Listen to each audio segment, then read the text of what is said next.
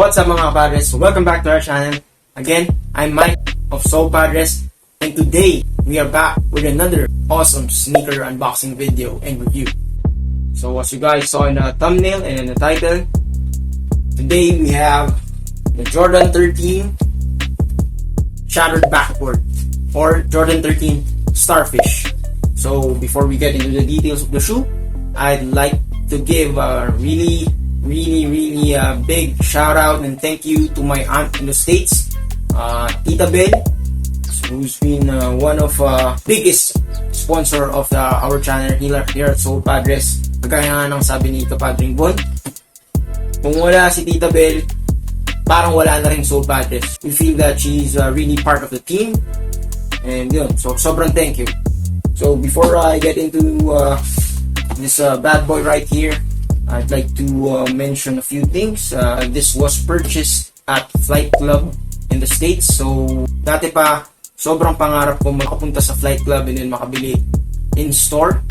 And since hindi naman ako makapunta ng States and mayroong pandemic, nung nalaman ng tita ko yun, yung Tita Bell, she fulfilled one of my long time dreams and goals. I mean, simpleng goal lang to. It's a sneakerhead goal na makapunta doon, magkaroon ng shoes galing doon, yung mabili. And plus, I've also wanted a Jordan 13 for myself since I was a kid back nung unang release pa ng Jordan 13 noong 1999. So yun, sobrang saya ko na binigay niya to. I think the SRP nito was around 9,000 pesos or $200. She purchased it above SRP, which was $230 plus tax plus shipping, which ended at about $280 or $287 or $83.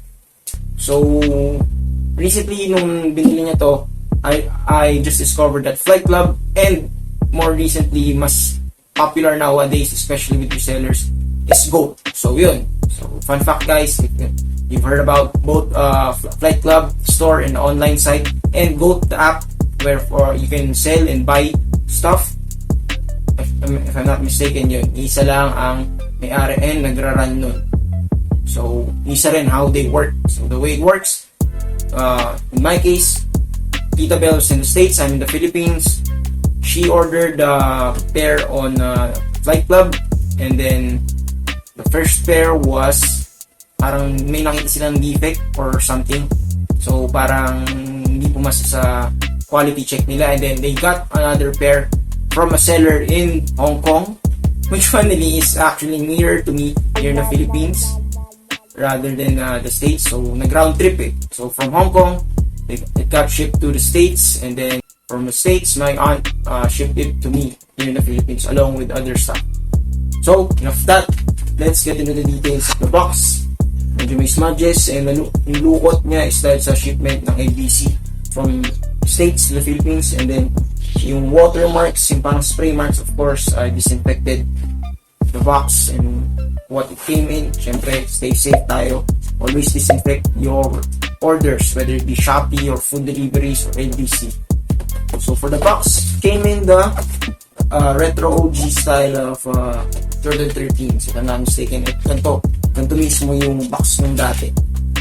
A few more facts. When I was a kid, I was able to play and have the HGG colorways, which is by the way my holy grails, and then the bread colorways of the 13s na mga hinand-me-down lang ng mga tropa ko sa akin na pinaglumaan nila, and then binutas ko sa cementong court. So ever since mga time na yun, 1999 up to 2021, sobrang pangarap ko magkaroon ng 13s, especially the HGGs.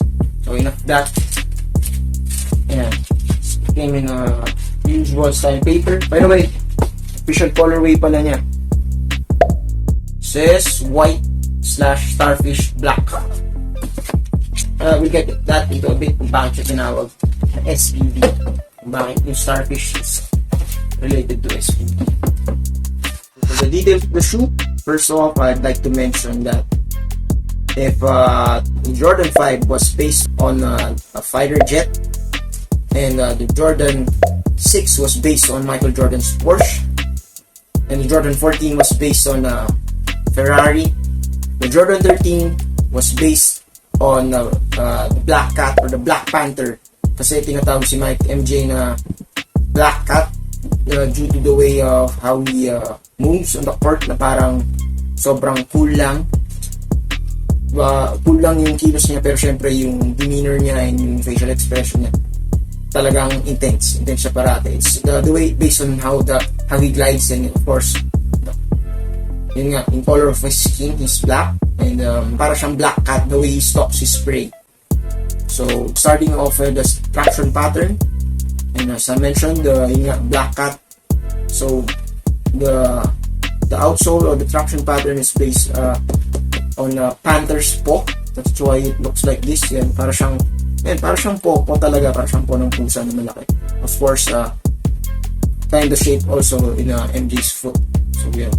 So for the traction, since this is a retro model, alam natin na sobrang effective niya with this herringbone traction pattern, and then this part. And of course, you can see here the carbon fiber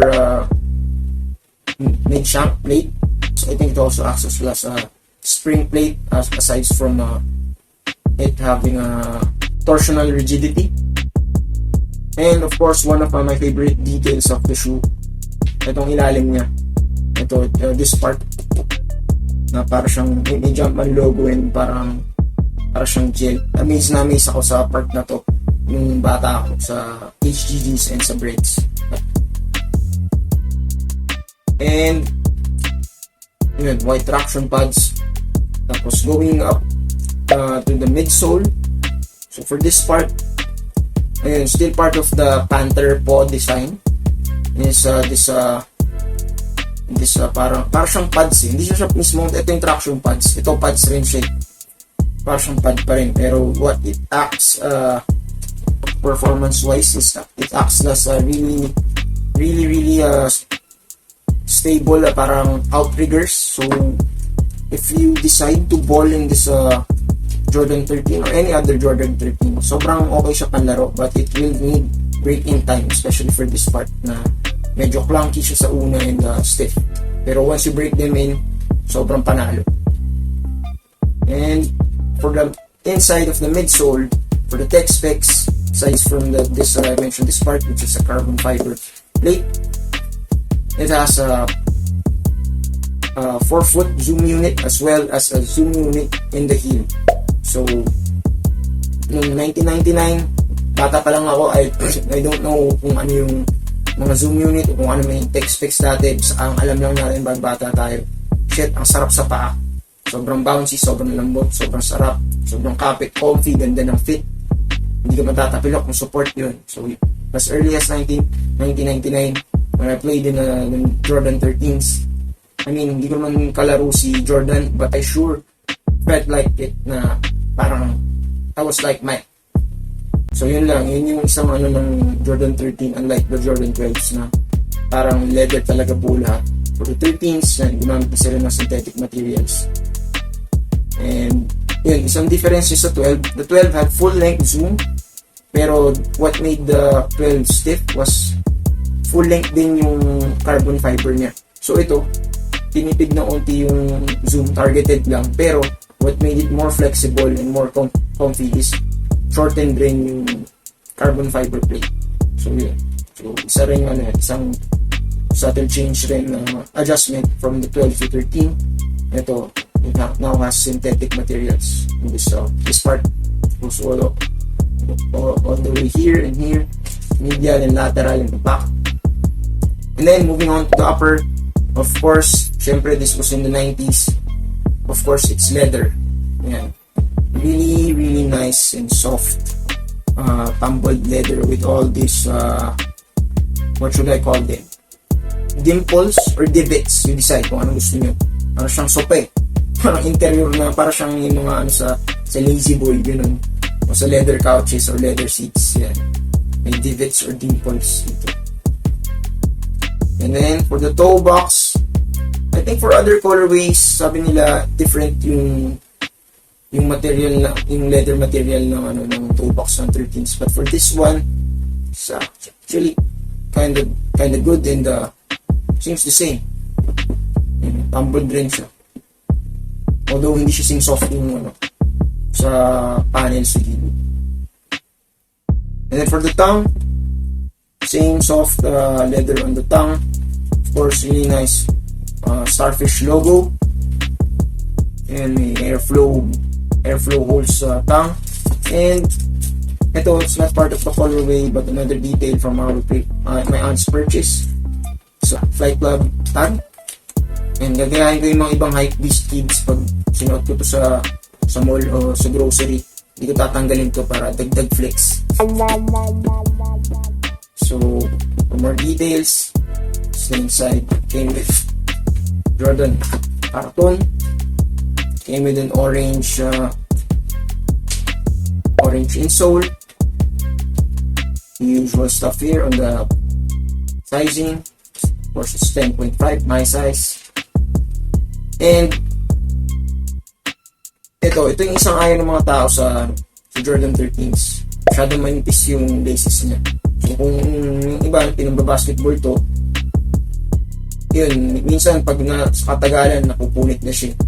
Or if you're just using it for lifestyle or casual use, minsan they come undone kasi medyo manipis siya, tapos hindi makapit yung pagsintas na gano'n.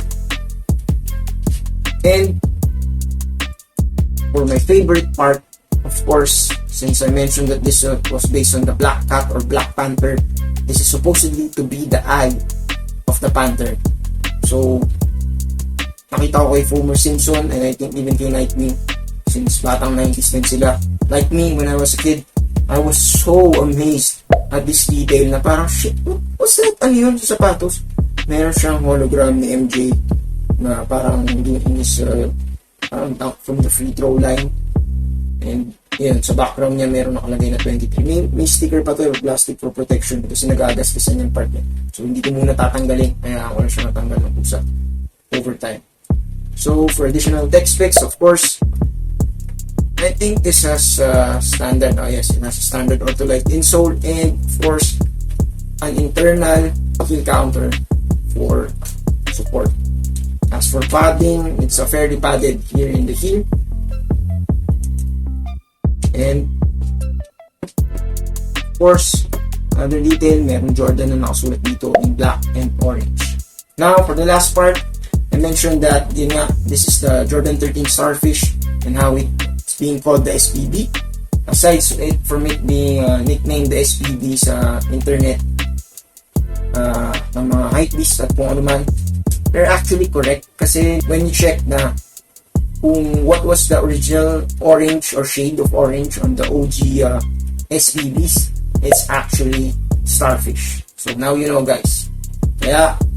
So what Jordan brand does, or what they did to this one, and they usually do, is they name colorways or retros kung anong similar sa mga luma nilang brandings. Like sa Grinch, yung Kobe 6 Pro Throw Grinch, hindi naman na siya Grinch ngayon kasi may sariling parang patent or may sariling trademark or TM ang Grinch. I believe the Kobe 6 Pro Throw Grinch is parang lime green, something green. So yun, hindi na nila tinatawag na SPB yung mga, or shattered backboards, yung mga bago nilang Starfish or orange colored shoes, kundi Starfish na lang. So if you call it the SPBs, you're technically correct. Kasi yung orange SPB OGs was Starfish. So that's it.